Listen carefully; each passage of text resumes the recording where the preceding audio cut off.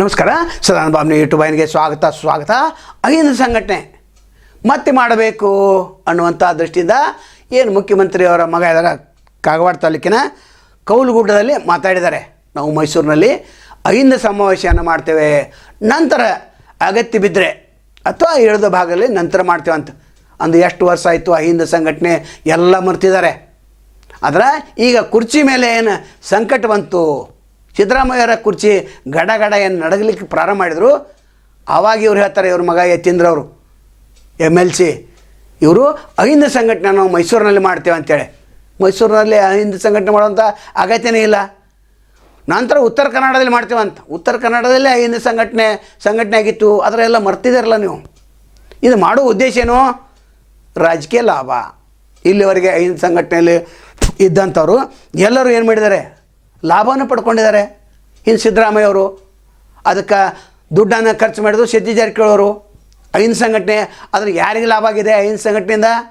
ಕಾರ್ಯಕರ್ತರಿಗೆ ಲಾಭ ಆಗಲಿಲ್ಲ, ಎರಡನೇ ಹಂತದ ನಾಯಕರಿಗೆ ಲಾಭ ಆಗಲಿಲ್ಲ. ಲಾಭ ನಿಮಗೆ ನಿಮ್ಮ ಮನೆತನಕ್ಕನ ಅಂದ್ರೆ ಪ್ರಭಾವಿಗಳು ಏನು ಮಾಡ್ತಾರಂದ್ರೆ ತೋರಿಸೋದೊಂದು ತಿನ್ನೋದೊಂದು, ಅಂದರೆ ಆನೆಗೆ ತೋರಿಸೋಒಂದು ಹಲ್ಲ ತಿನ್ನೋದು ಹಲ್ಲ ಅಂತ. ಆ ರೀತಿ ಇವರು ಸಮಾವೇಶ ಮಾಡುವಂಥ ಉದ್ದೇಶ ಏನೈತೆ ಹೇಳೋಣ, ನೋಡೋಣ. ಅದರ ಅಗತ್ಯತೆ ಏನಿದೆ? ನಿರುದ್ಯೋಗ ಸಮಸ್ಯೆ ಇದೆ, ಅದಕ್ಕೆ ಸಮಾವೇಶ ಮಾಡಿರಲ್ಲ. ಎಷ್ಟೋ ಯುವಕರು ಮದುವೆ ಆಗ್ತಾಯಿಲ್ಲ, ಅದು ಸಮಾವೇಶ ಮಾಡಿರಿ. ಜನಸಾಮಾನ್ಯರ ಅನೇಕ ಸಮಸ್ಯೆಗಳು, ಅದನ್ನು ಮಾಡಿರಿ. ಬೆಲೆ ಏರಿಕೆ ವಿರುದ್ಧ ಹೋರಾಟ ಮಾಡಿರಿ. ಒಂದೇನೋ ಹೋರಾಟ ಮಾಡಿದ್ರಿ ಚೀಪೇಡ್ ಗ್ರೌಂಡ್ದಲ್ಲಿ, ಮುಗೀತು.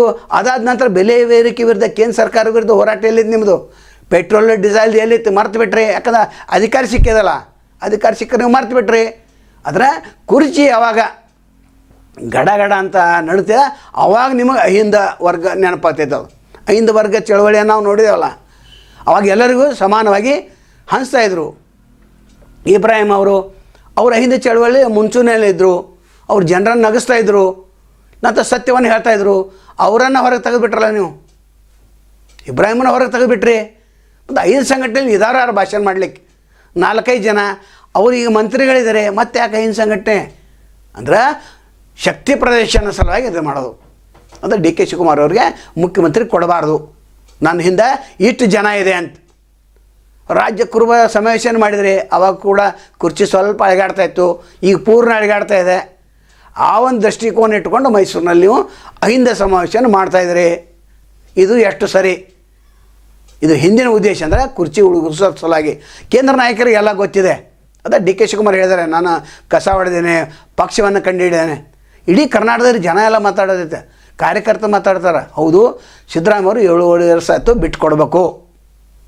ನಂತರ DK ಶಿವಕುಮಾರ್ ಪಕ್ಷದ ಸಲುವಾಗಿ ದುಡಿದಾರೆ, ಪಕ್ಷದ ಸೇವೆಯನ್ನು ಮಾಡಿದ್ದಾರೆ. ಕೇಂದ್ರಕ್ಕೆ ಒಪ್ಪಿಸುವಂಥ ಕಪ್ಪು ಕಾಣಿಕೆಗಳನ್ನು ಕೂಡ ಕೊಡ್ತಾಯಿದ್ದಾರೆ. ರಾಜ್ಯದಲ್ಲಿ ಇರ್ತಕ್ಕಂಥ ಏನು ವ್ಯವಸ್ಥೆ ಇದೆ ಅದಕ್ಕೂ ಸಹಿತ ಸರಿಪಡಿಸುವಂಥ ಕೆಲಸವನ್ನು ಮಾಡ್ತಾಯಿದ್ದಾರೆ. ಗುಜರಾತಲ್ಲಿ MP ಗಳು ಬಂದಿದ್ದರು, ಅವನ್ನ ಸೆಲೆಕ್ಷನ್ ಮಾಡಿ ರಾಜ್ಯಸಭಾ ಸದಸ್ಯ ಒಂದೇ ಒಂದು ಓಟ್ ಕಡಿಮೆ ಇತ್ತು, ಅವಾಗ ಕೂಡ ಮಾಡಿದರು. ಅಂದರೆ ಸಂಕಟದ ಸಮಯದಲ್ಲಿ DK ಶಿವಕುಮಾರ್ ಬೇಕು, ಅಧಿಕಾರ ಸೇವೆಯಲ್ಲಿ ಸಿದ್ದರಾಮಯ್ಯ ಅವ್ರು ಬೇಕು. ಅದೇ ಹಂಗೆ. ಅದಕ್ಕೆ ದಯಮಾಡಿ ಎಲ್ಲ ಅನುಭವ ಇದೆ, ಅನುಭವವನ್ನು ನೀವು ಮುಂದಿಟ್ಕೊಂಡು KPCC ಅಧ್ಯಕ್ಷ ಆಗ್ರಿ, ಅಥವಾ ಫೈನಾನ್ಸ್ ಮಿನಿಸ್ಟರ್ ಆಗ್ರಿ, ಅಥವಾ ಸಲಹೆಗಾರ ಆಗ್ರಿ, ಅಥವಾ ಕೇಂದ್ರಕ್ಕರೇ ಹೋಗಿಬಿಡ್ರಿ ನೀವು ಅಂತ ಒಂದು ವಿಚಾರಗಳು ಬರ್ತಾ ಇದ್ದಾವೆ. ಅನುಭವಗಳು ನೀವು ಸಿದ್ದರಾಮಯ್ಯವರು ಕೇವಲ ಅಹಿಂದ ಸಮಾವೇಶ ಮಾಡೋದ್ರಿಂದ ಯಾವುದೇ ಲಾಭ ಇಲ್ಲ. ನಿಮ್ಮ ಕುರ್ಚಿ ಉಳಿಸೋ ಸಲುವಾಗಿ ಅಹಿಂದ ಸಮಾವೇಶನ ನೀವು ಮಾಡ್ತಾಯಿದ್ದನ್ನು ಕೈ ಬಿಡಬೇಕು. ನಾಳೆ ಗೊತ್ತಿದ್ದು ತಮ್ಮನ್ನು ಭೇಟಿ ಆಗ್ತೇವೆ. ಅಲ್ಲಿವರೆಗೆ ಎಲ್ಚಿವಾಗಲಿ. ನಮಸ್ಕಾರ.